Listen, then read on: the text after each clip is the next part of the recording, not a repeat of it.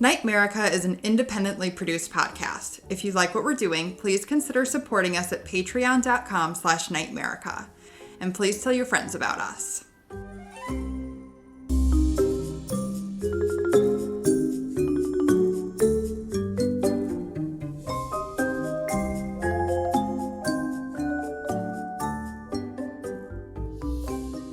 Welcome to NightMerica, a podcast that takes you on a tour of the abnormal, paranormal, weirdly true, and truly weird in every corner across this nation. Because, to paraphrase Ray Parker Jr., whether it's ghosts, aliens, monsters, or monstrous humans, there's something strange in your neighborhoods. Episode 12, The Spaceman. Hello, fellow weirdos. Aaron Sagers here. Again, your co-host of NightMerica from Paranormal Caught on Camera on Travel Channel, ParanormalPopCulture.com, Paranormal Paparazzi, all the paranormal stuff, and joined, as always, by my cohort, colleague, co-host, Hello. Brett, Emmy. We need to work on this. I keep expecting you to jump in with your name. I mean, I can also just say your name. I know, I keep picturing to say your name. Hi, guys. I am Britt. Good job. That was... So before we dive into this episode, this is a bit of an interesting episode because we normally have two stories surrounding a topic, but this one is just kind of intriguing enough that we decided just to tell this story and, sort of our special guest of Ace Frehley. But before we get into the story of Ace, how about a word from our sponsors? Hey, Britt, is Brooklyn one of the most haunted places in America? It's a good question. It's a good question. Could be. It's a good question. And it's a good question because NightMerica is brought to you by Brooklyn's one and only mobile ghost tour. That's Madame Morbid's Trolley Tours. And it just so happens to be our official haunted tour. And I like that we have an official haunted tour. So exciting. I think it's very cool. And such a good one. Now we need like official potato chips and an official like beer and things like that. But we're starting strong with an official haunted tour because Madame Morbid's Victorian era funeral inspired trolley. It's a great way, the best way to cruise around Brooklyn and learn all about its haunted history. So they're currently off the road as we record this because they are social distancing. And they're also chasing ghosts, which, they can do that while social distancing. However, they do have gift cards available for when they reopen. So be sure to check out MadameMorbid.com and give them a follow at Madame Morbid NYC to support our local ghost tour.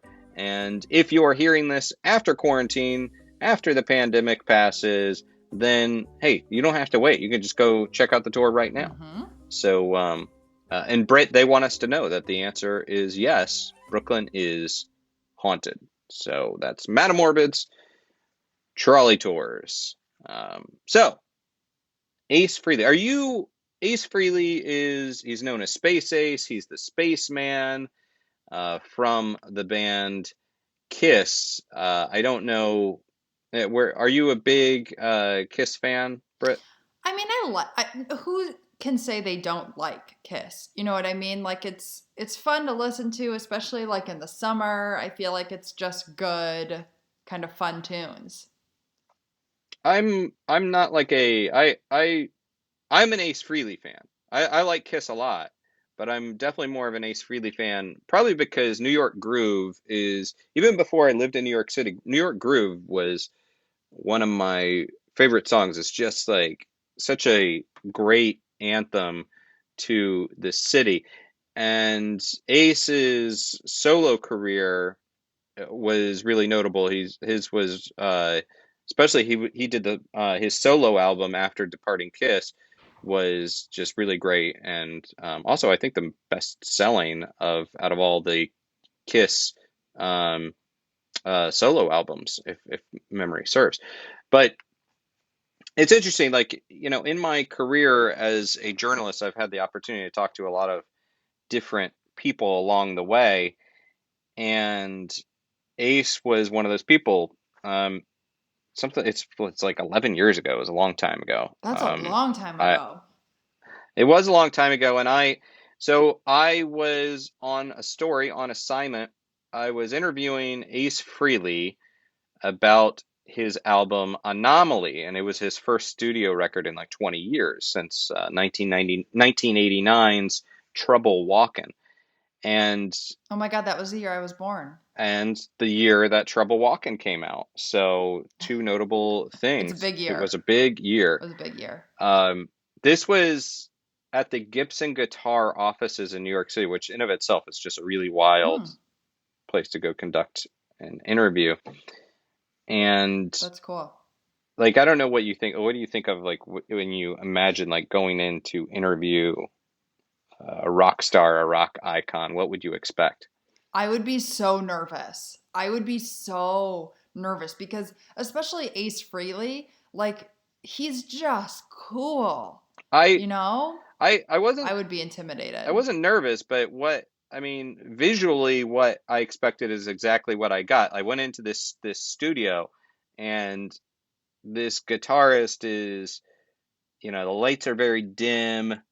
It's a cool studio, very moody, and he's lounging on this couch, of course, wearing shades. He's got a bunch of rings on his finger, like Egyptian-inspired rings, Oh, and cool. really just like owning the place, like exactly like a rock star. Now, this was early on in my, so I had launched paranormalpopculture.com not too long before this, so this was early on in me trying to get paranormal stories out of celebrities, and I wasn't reluctant, but I was maybe slightly sheepish. And I did. I asked him about, what he thought about ghosts and aliens and everything. And man, did he lay it on me. This guy's had so much activity, which I think is why we're just like letting this interview run on its own. Um, but you listen to this. I want to get your reaction afterwards. Hmm. But beforehand, did you have like high expectations of before you listen to this? Were you just like, oh, like, whatever, maybe he had one thing happen? Did you expect all of this? Yeah. Oh, yeah. When you said you had this, I was like, oh, he probably, just had one little moment. But it sounds like this has truly impacted his whole life. And I'd be curious to hear your opinion on how one person can have so much activity Yeah, that's good. just to Well, them. let's take that after the interview. So, just a special NightMerica interview with Ace Frehley, old, but honestly, I think this is the first time it's been heard. So, check it out, and we'll talk to you on the other end. I'm the kind of guy that says nothing's impossible, Well, I've seen spaceships, and Well, wait. I've seen it all. Okay, so you've seen spaceships, all right. So you're in my answering that. backyard in Westchester. So Wait, you said, okay, you saw a spaceship more than once. I've seen them in the sky. Yeah, sure. in your backyard? Yeah. Well, it was either a dream or it was an incredible simulation. Okay, well, All tell I me know is about that. I woke up the next morning and I'm laying in my doorway, halfway in the house and halfway out of the house. Okay. And then there was like this circular burn on the grass. I don't know. You tell me. I didn't really talk about it to anybody because I didn't want people on my property. Right. I got 7.5 acres. I like my privacy, so I didn't even go there. Who knows? So it may have actually landed on your property, Yeah. and that's Westchester. That's kind of a hot spot for It is a hot spot. for UFO I see activity. them all the time in the sky around where I live. It's I'm right near the Hudson Valley there. Okay. And I have friends who've seen them. So, talking about extraterrestrials, to me, if you don't believe in them, I think you're an idiot. Mhm. Because what we've learned in the last 10 years as far as how big the universe is and how small we are, for anybody on Earth to think that there's not other life out there is ludicrous. Mhm. Period. It's well, have you ever? Okay, let me ask. Have you ever encountered one face to face? Not that I remember. Not that but you that doesn't remember. mean it didn't happen, because they can erase your memory. So what would you say the odds are that Ace has been, if not abducted, at least interacted with an alien that you don't remember? Like, think it's likely? It's probably 50-50. 50-50? Yeah. I think you make a interesting statement that in this day and age that What we know today. what we know, and I think that's why a lot of people are sort of, they've come full circle to the idea, hey, we can talk about UFOs without us being crackpots. We can talk about this stuff without it being a fringe topic. Right. You know, I mean, look at all the TV shows that are out there, too, about ghosts and, Bigfoot and UFOs. Do you get into any of that? I don't have the time to get into Bigfoot, because from what where I grew up, it wasn't an issue. Right. So, it's something I never pursued, but, it's an interesting subject. And I remember seeing a show on TV, on cable, about somebody was over in China looking for Bigfoot. Mm-hmm. But they have a different name for it over there. But yeah. I think that's interesting. I mean, who knows? Like I said, I'm open to anything. Any person who closes their mind to new ideas is just limiting their view on the world around us. How about ghosts? Oh yeah, I've seen ghosts. I believe in spirits. I believe in past lives. Yeah. And I mean, I know people who see spirits all the time. They go, I see them. They're all around us. People are all around us all the time. mm-hmm. And I can't see them, but, I mean, I've had experiences. I mean, I was punched in the face by a ghost. Really? How long ago was this? 2008. 2000. I was up in my pretty attic. recently. I got a black eye from a ghost. Really? Yeah, I was taking a piece of luggage, and I was lifting up the top, and I got whacked. And it was just a thin piece of cloth. Mm-hmm. There's no way that the top of that luggage could have delivered that blow. So did you see it or you just felt it? I didn't see it. I just felt it. But a half an hour before that, I was in my recording studio, and I was having problems making a cup of tea because my hand was shaking. My hand never shakes. I have a steady hand. I'm pouring honey into my cup, and my hand shaking. I spilled the honey, and I said, what the fuck's going on? And on top of the water cooler was a book, and it hit me in the head. Wow. So the book flew off the water cooler, and then but I still dismissed it mm-hmm. because, I guess in everybody we're part skeptic. But then when I went up to get luggage for my tour, because I was, bringing extra stuff out on the road, I got whacked in the head, and I said, Jesus, what's going on? So do you think it's your house or it's you that attracts them? Well, come to think of it, the place that I bought in 2000, when I first got it, I was there with my daughter and her friend one night, and I had security cameras up, mm-hmm. and I was trying to set the cameras right. Right. It was at night, and I'm standing out in the yard, and I'm saying, hey, honey, how does it look? And she goes, don't move. And I said, what? She goes, just don't move. And she said, all of a sudden, from the bottom of my feet, it started to glow, and it was coming up my whole body. Mm-hmm. And by the time it got up to my waist, I don't know, I didn't feel right, and I just said, I'm out of here. And when I went back in the house, she goes, her and the family just like, their faces were kind of white. I go, what's wrong? And she described what happened. Bizarre. But I love that shit. and I promise you not. I swear to you, this is not a lie. This is not something I would fabricate. No, I believe you because I've interviewed so many people from all walks of life that have the stories that are so similar to one another. And I mean, I look at this. I look at night. I go outside in Westchester and I look up at the sky. I mean, I see something going across the sky, like super fast, and I'm watching, and it's going just like this, really fast. It stops dead and goes straight up. Mm-hmm. Now, if you know a plane that can maneuver at that speed and do a tactical maneuver like that, you let me know, because I don't think there's one man on earth that can do that. Now, have you believed in Make this a right stuff? turn. Have you believed in it all your life, or is this a... Pretty much, yeah. I've Pretty always much. suspected as a child, and then, as I got older, I mean, I've seen him on planes. I think the first one I saw was maybe on a plane flight on tour with Kiss. Okay. Cigar shake, something. Do you think any of that is connected to why, you went by Spaceman, and we've got... It's all connected. I've always been fascinated by two things, outer space, science, the pyramids. Mm-hmm. But I've always felt a connection with the pyramids and Egyptian culture, and I have several books on it, and I find it fascinating the fact that people are saying that today we couldn't build the building as accurate as the way the pyramid is placed, north, south, east, and west. But the most fascinating thing that I did, I'm looking at Google Earth, and I'm looking at the pyramids from above, and then I realized that it really lines up to the stars in the belts of Orion, Mm-hmm. and it also lines up to the three mountains that are on Mars. And I actually overlaid them in Photoshop, and they match up perfectly.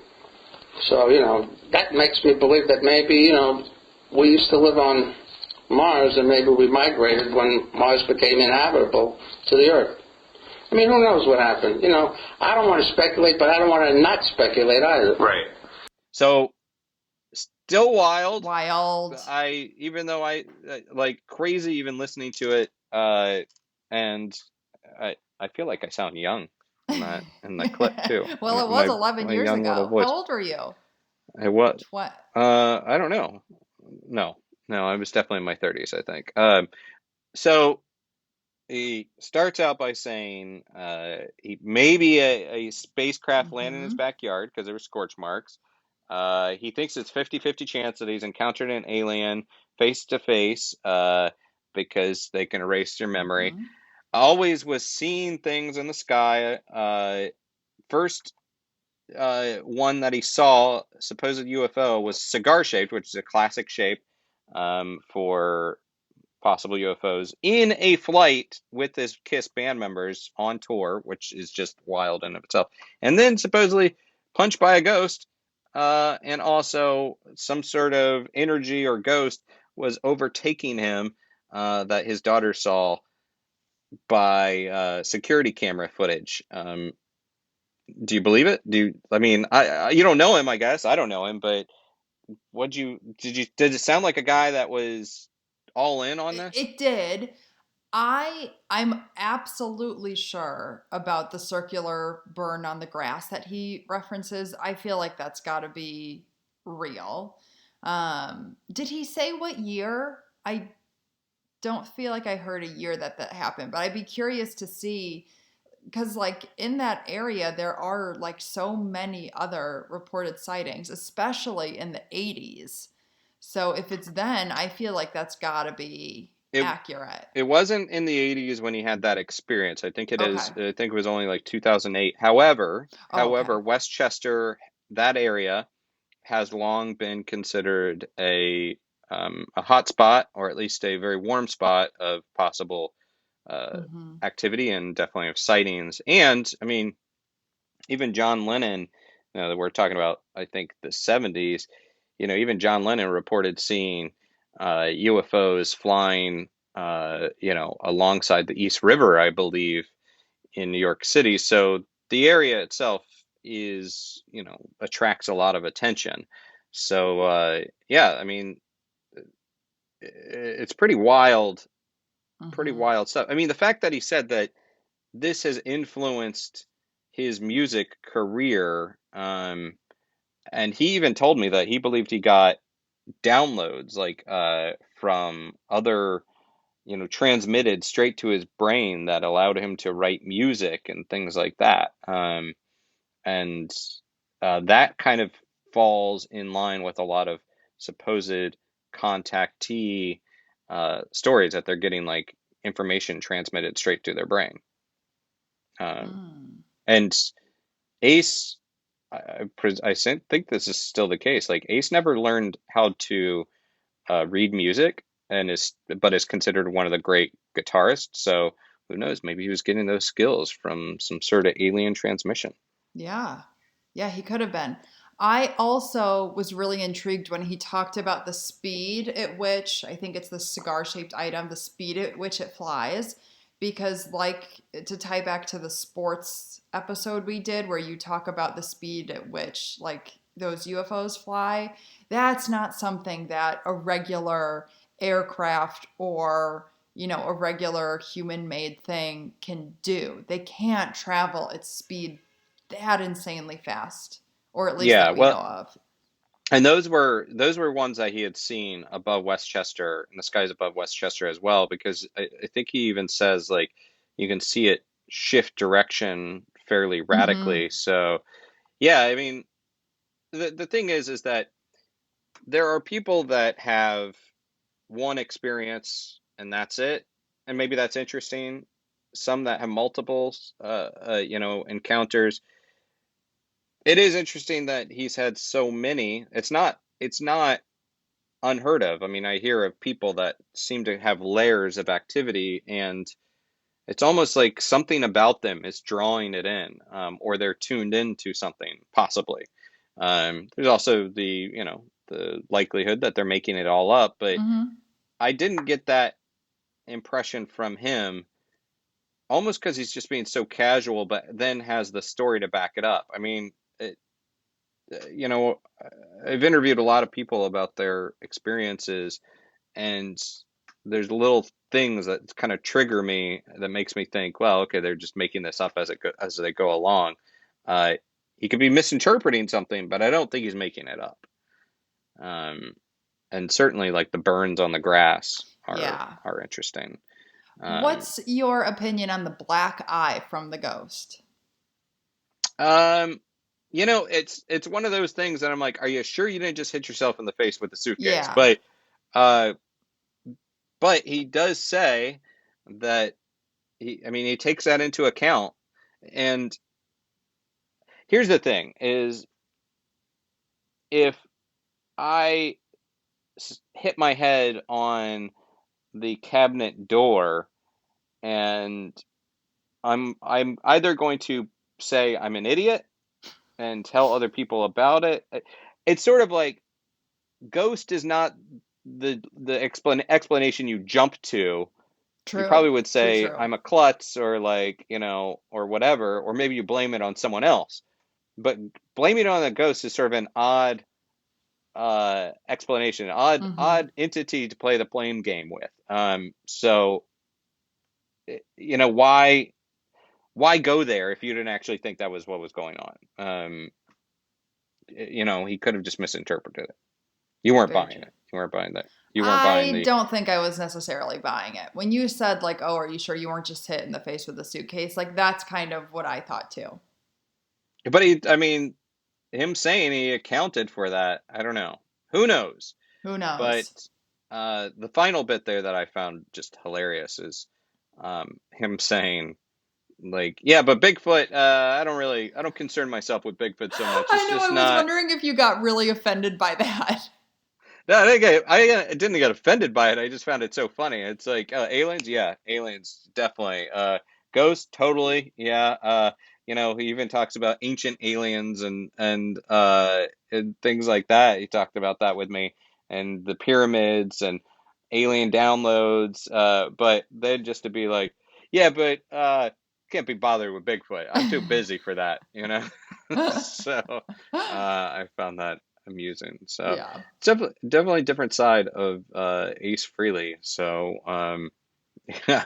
Uh, well, any other thoughts about Space Ace? I mean, he even named himself the Spaceman before these experiences, so that's fascinating. Yeah, it is. Uh, I wonder, like, if the aliens targeted him because of that. who knows? I mean, even there are people in history like Nikola Tesla was supposedly received a transmission that guided his inventions. Um, and that's not someone that you typically consider to be a crackpot. So Mm-hmm. eccentric, yes, but crackpot, no. So uh, there are many ways that this follows a pattern of contactee experiences. So it's odd. Awesome. But well, for all you out there, thank you for listening to this sort of abbreviated episode of NightMerica, where it's pretty cool. Got to say that we have Ace Frehley on NightMerica, even though it was an old interview. I think it counts. It counts. It counts. If you like NightMerica, please consider supporting us at patreon.com/NightMerica.